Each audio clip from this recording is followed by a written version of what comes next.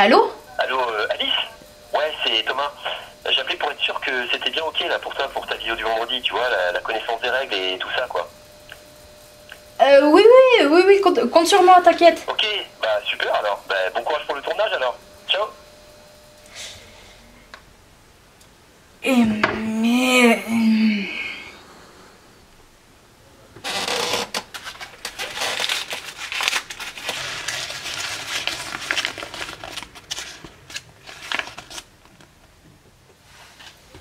Y a quelqu'un?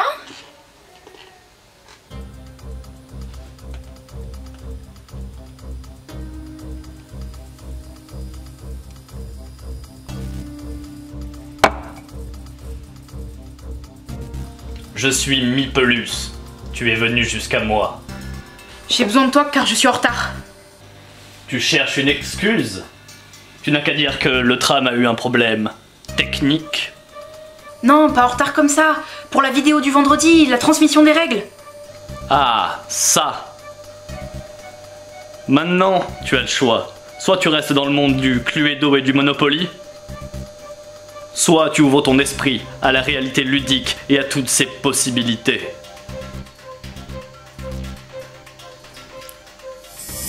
Placez le marqueur de personnalité sur le premier emplacement de la piste.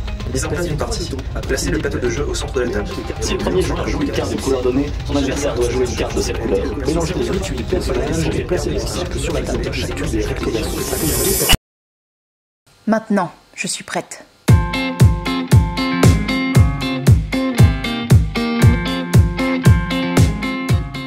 Et oui, je suis totalement prête. Enfin, on va voir. Alors, bonjour YouTube, bonjour Alex. Salut. Ça va? Ça va, ouais. Alors, tout d'abord, merci pour les... Eh bien non, pas les 3000 abonnés. À l'heure où je vous parle, il nous manque 4 abonnés. 4, hein, c'est ça, hein. Oui, c'est ça. 4 abonnés pour atteindre les 3000. Et moi qui me faisais une joie de célébrer ça avec vous, eh bien non, je suis sûre que c'est un complot de votre part. Totalement. Mais, à part ça, merci beaucoup de nous suivre. Et on va tout de suite commencer cette vidéo avec Mon Malin. Mon Malin de Blue Orange, c'est un jeu d'ambiance de 2 à 6 joueurs, à peu près 10 minutes de partie. C'est une sorte de Codenames, un peu plus chaotique et coopératif sous le joug du temps. Le sablier dure à peu près 5 minutes, il me semble. C'est un jeu où on va un peu retrouver la bataille navale. Pourquoi, me direz-vous? Tout simplement pour ces indications ici, ces coordonnées. Donc on a le A, B, C, D et on a le 1, 2, 3, 4. À chaque coordonnée, on va avoir un mot associé au hasard. Et la grande rejouabilité de ce jeu, c'est que chaque carte, vous voyez, a 2 mots. Et waouh, 2 mots encore derrière. Ok, donc 4 mots par carte. Voilà, il y a un gros paquet. Donc déjà, ça fait une grosse rejouabilité. Pourquoi c'est chaotique? Bon, déjà, pourquoi on doit faire de la coopération? Eh bien, le but, tout simplement, c'est de remplir cette grille de coordonnées avec les cartes que nous allons piocher ici. D'accord, ok. Donc, on va remplir tout ça, ou en tout cas, on va essayer de le remplir, puisque en 5 minutes, eh bien, ça va être assez difficile. Mais bon, hein, le but, c'est de faire au mieux. D'accord. Alors, tous en même temps, voilà pourquoi c'est chaotique, on va piocher une carte de coordonnées là-dedans, on va la regarder secrètement, et on va essayer de faire deviner aux autres notre coordonnée. Ici, c'est B1, donc grand et robot, un grand robot, ça va, ça c'est simple. Okay. Par exemple, toi, Alex, tu as pioché le A2, qui est lent et prison. Non, on va voir. D'accord, plus dur. Là, tous en même temps, on réfléchit. Le premier qui est inspiré, il va balancer son indice pour faire deviner aux autres. Moi, par exemple, je veux faire donc deviner grand et robot. Eh bien, je vais dire le géant de fer. Très bien. Bonne et moi, référence, je t'ai dit pour lent et prison, les évadés. Eh bien, parfait. Le premier qui se sent chaud et qui se dit, bon, allez, moi j'ai la réponse, hop, il le balance. Si c'est la bonne réponse, cool, hop, on met notre coordonnée ici, voilà, et ça remplit la grille, et on en pioche une nouvelle. Par contre, si on s'est trompé, moi j'ai pas trouvé les évadés, hein, j'aime pas ta référence, hop, on balance la carte face cachée, et on en pioche une nouvelle. Ça fait donc, ben, il va y avoir des trous dans les coordonnées, donc on aura moins de points.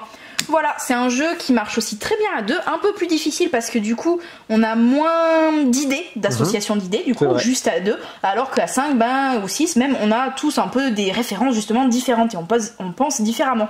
Donc voilà, c'est un très très bon jeu, très malin hein, comme le nom l'indique, effectivement, qui est très intéressant avec des très bonnes associations d'idées. Voilà. Top. On enchaîne avec les jeux de dés avec Trek 12 plus 1. Dont je vous avais déjà parlé dans ma précédente vidéo, qu'il y était, il remonte à quelques semaines. Donc Trek 12 plus 1, qu'est-ce que c'est? Eh bien, c'est un scénario pour le jeu de dés de base. En fait, on va tomber sur un carnet qui est vraiment là-dedans, magnifiquement illustré, de cet alpiniste qui s'appelle Max et qui a, eh bien, apparemment perdu ses affaires, etc. Apparemment, il lui est arrivé des trucs de malade. D'accord. Qu'est-ce qu'on va faire? Eh bien, on va relire son aventure à travers son carnet. En fait, on va vraiment vivre son aventure à travers lui en jetant les dés, comme si on était lui, au final. Ok. Voilà, ça va être du coup très scénarisé et surtout, c'est assez dur. Voilà, vraiment, le défi est présent. Top. Pour étoffer votre jeu de Trek 12. Et en plus, les joueurs sont vraiment gâtés en ce moment. Voilà, ce magnifique tapis de jeu. Bon, en vrai, c'est un tapis de souris. Non, c'est pas un tapis de souris. En vrai, ça marche en tapis de souris. Mais c'est une arène de dés. Là, ça se clipse ici, et ça vous fait un petit carré creux. Et hop, vous balancez vos dés. Voilà, hop, là, ça part tout seul. Exactement. Vous lancez vos petits dés de Trek 12 dedans. Ou autre dés, hein, on vous juge pas. Vous faites ce que vous voulez avec votre tapis. On enchaîne. Oui. Avec Strike Harry Potter. Oh. Strike. Bon, déjà, on le présente vite fait, c'est un jeu très classique de lancer de dés et de stop ou encore de prise de risque. On récupère des dés quand on arrive à faire la même face, donc normalement le strike de base c'est avec des chiffres, et là la grande différence c'est que c'est avec des faces mais avec des petits signes. Les petits signes c'est des sortilèges, voilà, Wingardium Leviosa, tout ça. Et quand vous récupérez des dés de même face, eh bien il va avoir des effets, voilà, les petites spirales vont faire des effets, comme si c'était des sorts en fait, hein. Voilà, donc ça va faire beaucoup de rebondissements dans votre jeu de strike. Ok, parfait. Alors, on enchaîne maintenant avec un autre jeu d'ambiance, aussi très connu, bon peut-être pas autant que Strike, je ne sais pas, à voir, dites-moi. Mais Exploding Kitten, vous connaissez pas, je vous dis quand même au cas où, c'est un jeu tout bête qui marche super bien de 2 à 5 et qui est sur le principe de la roulette russe. On va faire exploser des petits chats, voilà. Âme sensible s'abstenir. Eh bien, la version festive est sortie, voilà, avec la grosse explosion nucléaire en forme de chat, elle est grave drôle. Oui. Dans cette boîte, vous allez avoir le jeu de base et l'extension. Vous vous souvenez de cette extension ou peut-être pas, mais c'est la collerette de la honte. Et normalement la boîte est énorme, c'est vachement drôle, mais c'est aussi pas très pratique à ranger. Et bien ils ont réussi à la faire rentrer là-dedans. On sait pas trop comment, on n'a pas encore ouvert la boîte, mais elle est là-dedans. Et il y a aussi de quoi faire pour jouer jusqu'à 10 joueurs et non plus 5. Donc voilà, c'est vachement cool, c'est vachement festif, hein. C'est bien choisi. Mais si vous vous réunissez à 10 en cette période, vous faites ce que vous voulez, moi j'ai rien à dire. Et voilà, là c'est possible. Maintenant, on va vers un retour en stock qu'on n'attendait pas, j'avoue. Merci à Matago, très belle surprise, le retour de l'extension Europe Wingspan. Voilà, donc maintenant toute la famille est au complet, la boîte de base, l'extension Europe et l'extension Océanie. Alors, maintenant on enchaîne un jeu qui n'est pas pour l'esprit du beau jeu, qui est pour l'esprit du jeu moche. Mais on ne juge pas, les jeux moches. L'esprit du jeu moche, j'en appelle à l'esprit du jeu moche. Les jeux moches, regardez-moi ça comme c'est moche, Hansa Teutonica, en plus c'est imprononçable, c'est génial. Ça me parle. Après ça me parle un peu moins parce que c'est pas pour 2 joueurs, c'est de 3 à 5 joueurs. Mais si vous êtes 3, 4 ou 5 joueurs, ça peut être très intéressant.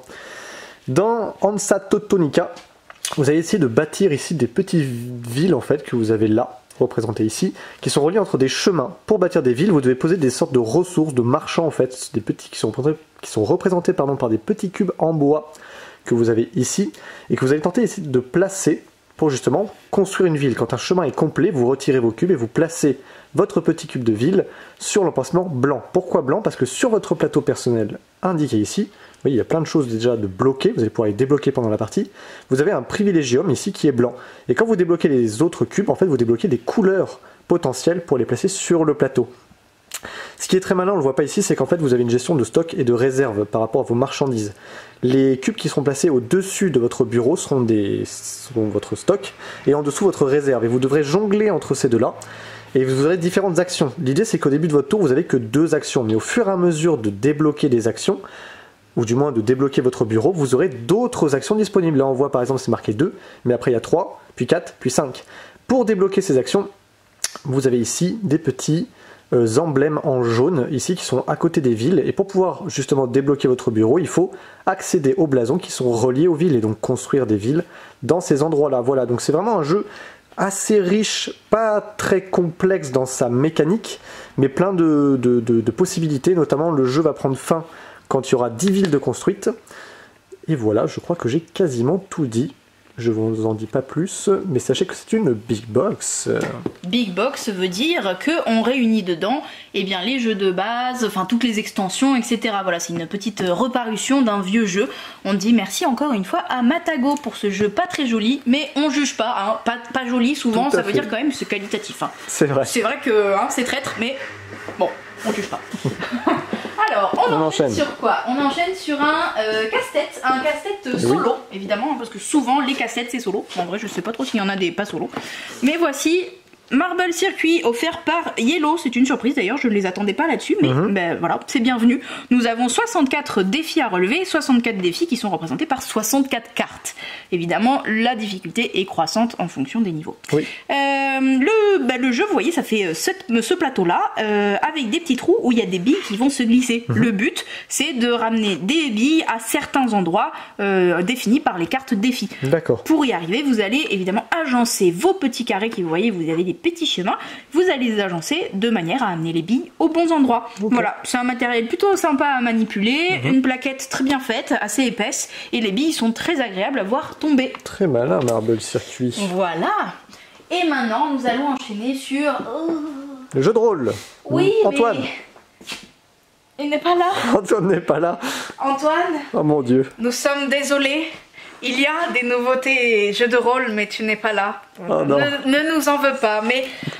je suis très contente en vrai que tu ne sois pas là parce que j'aime beaucoup ce jeu de rôle. Donc je suis très contente de le présenter. Voici, bon c'est pas un jeu de rôle, c'est un add-on. Hein, tout à fait. Tales from the Loop, le JDR qui se met dans l'univers un peu, alors pas l'univers de Stranger Things, mais dans un univers assez semblable, des enfants dans les années 80. Voilà, il se passe des trucs un peu bizarres. C'est plutôt sur les robots plutôt que les créatures paranormales, mais bon, voilà.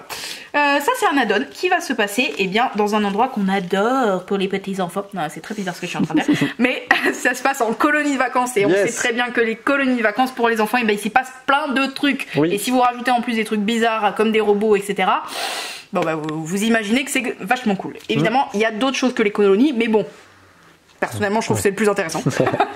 Et nous avons Things from the Flood, qui est l'autre de cette collection, mais dans les années 90 et en France. Donc là, eh bien, c'est un add-on qui va nous permettre d'aller jouer à Caen, la ville de Caen. Génial. Notre chère ville française de Caen. Donc dans ce livre, vous aurez un descriptif complet de la ville, une carte, plein de scénarios qui vont se passer dans la ville de Caen. Voilà, si vous y êtes jamais allé, bah c'est un moyen de voyager comme on peut pas trop en ce moment. Vous découvrirez la ville à travers ce livre. Cool. Voilà. Autre chose, mais ça c'est un retour en stock qui était très attendu. Oh, bon, un il bel manque écran. la tête, mais le voilà. C'est un dragon. L'écran du maître du jeu pour Donjons et Dragons. Nous avons le dragon, nous avons peut-être le donjon là, on sait pas, mais au moins on a le dragon. Il est très beau, il est tout rouge. Voici l'écran de retour. Ouh. Yes. Ensuite, on ne quitte pas tout à fait le JDR. C'est vrai, on continue dans l'aventure, dans un Heroic Fantasy. Voici Andor Junior. Alors, qui techniquement, hein, c'était censé être la semaine dernière, mais on a eu un test aussi. Bon, il est là. Hein, voilà, c'est tout ce qui compte. Andor Junior, pour ceux qui ne connaissent pas Andor, Andor est un jeu à la base scénarisé, coopératif dans un univers aussi Heroic Fantasy, mais plutôt pour à partir de 10 ans. Un peu plus compliqué à prendre en main. Et bien, pour ceux qui aimeraient le faire découvrir à des plus jeunes, ou ceux qui aimeraient le découvrir aussi eux-mêmes, voici Andor Junior qui est vachement bien pensé. Alors Andor Junior, ça va rester scénarisé grâce à ces petites cartes ici. Bref, il y en a plein, il y en a plein avec plein d'histoires différentes. Je ne vais pas vous les révéler parce que no spoil, mais voilà, là-dedans vous allez avoir des objectifs à faire, une petite histoire, tout ça. D'accord. Chacun va incarner un petit personnage. Nous avons les personnages classiques du nain, de la guerrière, de l'archère. Là ici on en a ici, vous voyez. Hop. Elles sont recto verso, il y a les garçons et les filles. Les filles, c'est le plus badass, c'est pour ça qu'elles sont ici. Hop. Alors, le but, il change à chaque fois. Hein, ça va être en fonction de vos missions. La plupart du temps, c'est de retrouver ces petits louveteaux qu'on voit ici, qui sont tout mignons. Mais pour ça, il va falloir faire plusieurs choses. Donc on part tous du château avec notre petit pion, et on va pouvoir se déplacer. Les déplacements sont régis par une chose, et bien ce sont vos pions d'énergie qui sont ici, les pions soleil. À chaque fois que vous déplacez d'une case, vous dépensez un jeton soleil. Voilà. Là où vous terminez votre déplacement, et bien vous voyez là il y a des jetons de brouillard qui ont été mis au hasard au début du jeu. Et là où vous finissez, vous avez le droit de révéler ce qu'il y a derrière le brouillard. Ah, oh là là là là. C'est un dragon. c'est un exemple un peu méchant, mais le dragon, eh bien au moins ça nous permet d'en parler, le dragon est ici. Le dragon, à chaque fois qu'on va révéler un petit pion comme ça, et à d'autres moments, je vous les dirai, va avancer vers le château. Oh, et oh, à notre grande dame, s'il arrive ici, on est en amourute. Eh oui, voilà. tout à fait. Donc c'est un jeu de course contre la montre au final, parce qu'on va essayer d'être plus rapide que le dragon, tout en réalisant notre objectif qui est scénarisé. Tout à fait. Pour repousser le dragon, on a surtout un moyen, c'est de dégommer ces petits gores qui sont des gnomes, voilà, des petits gobelins, enfin créatures non identifiables. Pour aller les attaquer, on va devoir lancer des petits dés. On a chacun des dés à notre couleur et un certain nombre. Le guerrier en a 4, l'archer en a que 3. On va les lancer et il va falloir faire un certain nombre de faces de lames. Vous voyez que si vous attaquez dans la forêt, il faut 2 lames, alors que si vous attaquez à la montagne, c'est plus difficile, il en faut 3. Voilà, si vous arrivez à le dégommer, le dragon recule d'une case. Ouf, on a gagné du temps. Yes. On va continuer comme ça et on va explorer le terrain, alors qu'il est normalement bien plus grand, hein, mais pour des raisons techniques, il est plié.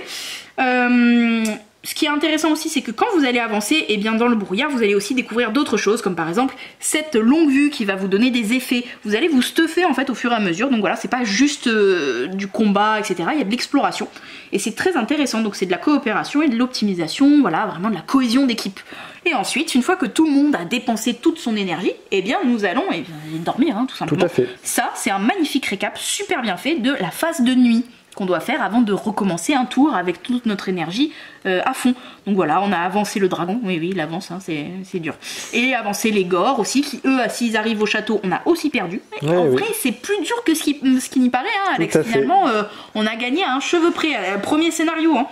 Mais c'est ça qui fait l'aventure, quoi. Si c'est trop facile, même les enfants, ça les frustre un peu. Tout à fait. Donc voilà, très bon jeu de coopération. Ils ont adapté notre Andorre adoré pour les plus jeunes. Yes. Eh bien, je pense qu'on peut aller derrière le comptoir. Tout à fait, je vous y retrouve. Alors, derrière le comptoir, nous y sommes, voici. Voilà. Derrière le comptoir, nous avons... Du Star Wars. X-Wing. Alors, dans X-Wing, je ne sais pas si vous le savez, ou je vous le rappelle tout simplement, quand on attaque, eh bien, on attaque tous de la même manière. Eh bien, grâce à ces petits paquets de dégâts, maintenant, en fonction du camp que vous incarnez, la République, l'Alliance, etc., vous aurez des dégâts totalement différents, ce qui personnalise totalement vos factions et votre manière de jouer. Voilà. Trop bien. Ça, c'est cool. Ils arrivent toujours à enrichir l'univers X-Wing, qui pourtant est déjà très très riche. Et ils arrivent toujours à proposer des nouveaux trucs. Et ça, c'est fou. Yes. Voilà. Ça, c'était pour la vidéo de présentation. Mais, à l'heure où je vous parle... Eh bien, il y a l'As d'or qui a été déclaré. Oh mon dieu, oui. Au moins, j'ai pas les 3000 abonnés à présenter, mais je peux au moins présenter l'As d'or. Tout à fait. Alors... Petit roulement de tambour. Premier gagnant de la catégorie enfant du festival du jeu de Cannes. Waouh, yeah. Dragomino. Oh mon dieu. Il était en compétition avec la Maison des Souris et Kraken Attack. Oui, tout à fait, tout à fait. Et oui, tout à fait. On me contredit pas, mon monsieur. Pas de souci. Tout à fait. Je croyais qu'il y en avait 4 en fait, c'est pour ça que j'ai un peu hésité. Mais non, je pense que tu as raison. Ça, hein. Dragomino, Kraken Attack, Maison des Souris. Maison des Souris. Ouais, c'était un dur combat. Tout à fait. Parce que les 3 sont vraiment géniaux. Mais voilà, c'est Dragomino qui a gagné. Ce petit jeu qui est en fait un peu comme le Andorre Junior, c'est le King Domino Junior. Tout à fait, c'est une très belle association d'auteurs, hein, avec Bruno Catala, Wilfried et Marie Fort. Voilà quoi, autant dire qu'il avait... Il pèse dans le game. Voilà, tout à fait. Voilà, placement de tuiles, tout ça. De toute façon, maintenant qu'il a été nommé à l'As d'or, on s'attend à ce que il y ait beaucoup de gens qui veulent l'essayer. Hein, tout à fait. Voilà, ensuite, on a, pour la catégorie... Famille. As d'or classique. Oui, grand public. Grand public. Pour tout le monde. Et bien on a... Yes. Mon petit chouchou de cette catégorie. Oui, Micro Macro. Ce jeu totalement ovni qu'on s'est dit pourquoi on n'y avait pas pensé avant. Merci d'y avoir pensé. Tout à fait. Micro Macro Crime City, ce jeu de coopération, d'enquête et de déduction à la Où est Charlie, dans une ville où il y a des crimes à peu près tous les 2 mètres. Voilà, c'est un super bon jeu et il est enfin de retour en stock après une longue absence. Et pareil, hein, on sent qu'il va partir comme des petits pains. Déjà, il part comme des petits pains avant même d'être gagnant. En sachant que là, il était en compétition avec Top 10, je crois. Quand même pas mal. Et Top puis, 10. il me semble qu'il y avait aussi Caro Combo. Les gens n'oublient. Tout à fait. Mais c'était une belle sélection, en tout cas pour le... C'est vrai que la compétition était dure. Ouais. Et le dernier. L'as d'or expert. Expert, c'est un gros mot. Expert. Alors, en vrai, je suis contente que ce soit une petite boîte parce que ça aurait été dur à sortir, mais voilà, c'est celui-là. Oui, catégorie expert, The Crow, oui. Ça surprend tout le monde, mais oui, c'est une catégorie expert. C'est vrai que quand on pousse les missions, les dernières missions, elles font mal. Hein. Et il avait eu, excusez-moi mon allemand, mais le Kainerspiel des Jahres 2020, je sais pas comment on dit 2020 en allemand, donc j'ai fait LV2 espagnol. Donc, moi j'ai fait LV2 allemand, mais je ne sais pas non plus. D'accord. Enfin donc, voilà. The Crew qui était en face de Tentil Grail et Dilemme du Roi. Oui. Voilà, c'était 2 énormes boîtes quand même. Oui, hein. tout à fait. Hein. Bon voilà, je vous sors la petite. Et évidemment. Mais la taille ne veut rien dire. Il y avait aussi Paléo. Oh. Il y avait Paléo. Ah, et vous ne voyez pas, mais je pleure. Ouais. Parce que Paléo, c'était mon chouchou. Et c'est Ouais. mon chouchou d'ailleurs, toujours. Oui, c'est vrai. Mais bon, allez, The Crew, allez. The Crew, en vrai, Allez, c'était ok. aussi un petit ovni, hein, quand même. La belote coopérative, on était tous. C'est un coopératif, ok, d'accord. Voilà, belote coopérative, 3 à 5 joueurs, avec des missions évolutives et toujours plus dures. Voilà, vraiment les dernières, on sent que c'est expert. Bon, les premières, c'est quand même tout public, mais C'est les vrai. dernières, c'est expert. En tout cas, voici la sélection. Nous, on a un petit peu donné notre avis, mais pas trop, hein, parce que bon. Vous, n'hésitez pas à le donner dans les commentaires. Voilà, c'est Oui. toujours cool les débats. Poliment et gentiment et bienveillant. Hein. On vérifiera. Voilà, ça c'était pour les nouveautés pour l'As d'Or. Et maintenant, je vais vous présenter en avant-première un petit jeu à 2 de Matago qui va sortir peut-être en juin. Sûrement. Je crois que c'était en juin, mais je ne m'avance pas parce que je suis très nulle pour retenir les dates. C'est Matcha, un petit jeu à 2. Allez, on s'y retrouve. Et bien voici Matcha, petit jeu à 2 dans petite boîte de jeu. Très mignon, voilà, très portatif. À partir de 10 ans, 15 minutes à peu près une partie. Alors, Matcha, ça va se dérouler en plusieurs manches. En fait, le but du jeu est d'être le premier à soit récupérer 3 fois le même ingrédient d'une cérémonie du thé, soit 4 fouets blancs, qui est une sorte d'ustensile assez spécial, soit les 5 ustensiles existants dans ce jeu. Ok. Voilà, la feuille de thé, le joli bol, bref, tout ça. Donc comme vous le voyez bien, eh bien nous allons organiser des cérémonies du thé, nous les belles geishas magnifiques. Chaque petit tatami, c'est une manche différente. Donc normalement ces tatamis-là sont vides pour l'instant. On met en place juste des geishas au milieu et chacun a des cartes en main avec des valeurs et des couleurs différentes. Ok. Ça va être un jeu de mise, donc en même temps, on va placer... Je vais t'aider. Merci. On va placer les geishas qu'on décide de jouer de notre côté face cachée. Ok. Ok? Vas-y, mais face cachée. Je mets ça là. Bravo. Hop, et maintenant on va faire la résolution. Ok. On veut remporter l'ingrédient qui est ici. Si on veut le remporter, donc cette petite feuille de thé, il va falloir qu'on match, évidemment, hein, c'est un jeu de mots avec le matcha, Tout à fait. qu'on match avec ici le chiffre. Vous voyez, cette manche-là se joue sur les chiffres. Cette manche-là se jouera sur... Enfin, cette manche-là, cette partie de manche se jouera fait. sur les symboles. Donc, pour remporter cette geisha et son ingrédient, il va falloir donc poser un 1. Hop, on révèle. Ouh, mais qu'as-tu joué là, Alex? Ah mince. Je suis planté. Ici donc, on voit que eh bien, c'est le bleu qui le remporte parce qu'en fait, il a joué un 1. Et tout ça simplement. match avec la carte. Voilà. Ok. Oh, bien, je remporte ça. Ensuite, on va révéler cette partie de tatami. Tout Donc à ici, fait. qu'on va remporter, comme vous le voyez, avec les symboles. Donc là, il va falloir jouer du rouge. Tout à le fait. bol. Ah, on a tous les deux joué du rouge. Là, Ah, c'est plus intéressant. Que se passe-t-il? Que se passe-t-il? Eh bien, quand on match tous les deux, donc soit sur le chiffre ou sur la couleur, Oui. on va résoudre avec ici. Vous voyez, en fonction, vos chiffres vont valoir plus que d'autres. D'accord. Donc, moi, ce qui va valoir plus, c'est le 3. Vous voyez, le 3 est plus haut que le 1. Voilà, tu vaux moins que moi. Mince. C'est ballot, hein? Bah, c'est moi qui le remporte encore. T'es vraiment nul, Alex. Et ensuite, on va continuer. Donc, on aura encore des geishas, mais on les met en avance. Donc, comme ça, vous pouvez prévoir les cartes de vos mains que vous allez jouer ou pas. Il y a des fois où vous allez vous dire, c'est pas rentable, ça m'intéresse pas trop de gagner cet ingrédient, peut-être parce que vous l'aviez déjà. Tout à fait. Donc, vous allez prévoir de cette manche-là, vous allez vous débarrasser un peu de ce que vous avez. Vous pouvez même, une fois par partie, passer. C'est pour ça qu'ici, il n'y a pas d'adversaire. Il n'y a D'accord. personne ici. Quand on passe, on a le droit de faire, donc, comme j'ai dit, une fois par manche, c'est ça, hein, j'ai dit partie, mais c'est manche. Tout à fait. Une fois par manche. Une fois par manche, et bien bah, tout simplement, hein, là on a matché sur la couleur, c'est bon, je suis seul à gagner, enfin tu es seul à gagner cette petite cuillère. Oui. Et on continue, et on va faire ça plusieurs fois. Ici, vous avez, on avait dit là, il faut matcher sur le chiffre. Exactement. Et bien le chiffre là c'est très particulier, comme vous voyez, le 4 c'est une boucle, donc le 4 vaut moins que le 1. Oui, mais le problème c'est que là personne ne match en fait. Ah oui c'est vrai. Bah, Bon bah personne n'a rien. oui. Quand personne ne match, personne n'a rien.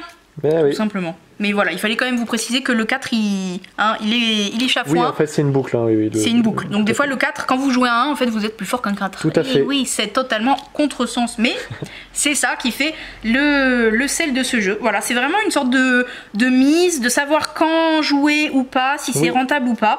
C'est très agréable, c'est un petit jeu assez rapide. Nous on a fait ça à la pause, à midi, c'était très agréable en plus.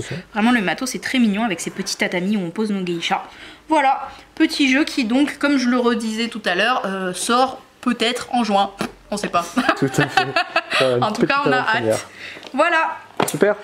Ça, c'était la petite preview. Et bien, voilà, la vidéo est terminée. Encore une fois, je vous dis merci, mais pas merci parce que 3000 abonnés, pas loin. Il m'en manque 4 là. Oui. Mais on est très content vraiment de cette chaîne et on est aussi très content du coup d'un peu tout se passer devant la caméra, même si c'est un peu particulier comme exercice. Et surtout, on est très heureux de la communauté qui nous suit. Merci à vous, vraiment, on vous adore, vraiment vos commentaires, qui soient même des critiques constructives à chaque fois, c'est vraiment, et vos commentaires tout chauds et réconfortants. On adore, ça nous fait très plaisir. Et même, on est très content parce qu'on inspire d'autres chaînes et ça fait plaisir. Donc voilà. Merci à vous d'avoir regardé cette vidéo. J'espère que j'ai dit un peu moins de que la dernière fois. Normalement, ça devrait aller de mieux en mieux. Et bien à bientôt chez Jeux des cartes Bordeaux.